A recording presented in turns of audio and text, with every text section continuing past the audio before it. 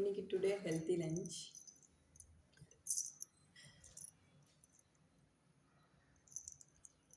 White rice,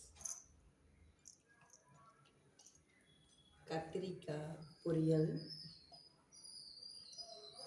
முருங்கைக்கீரை பொரியல், அரை சக்கரவள்ளி கிழங்கு, இது பிரண்டை துவையல், அப்புறம் வேர்க்கடலை வெவிச்சது வேர்க்கடலை, ஒரு எக்கு, இது கீரை புளிச்சக்கீரை,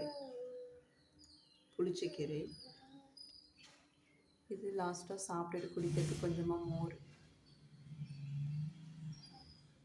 ஸோ புளிச்சக்கீரையில் நல்லா அயன் சத்து நிறையா இருக்குது, கத்திரிக்காயிலே இருக்குது, ஸோ முருங்கைக்காயிலே இருக்குது.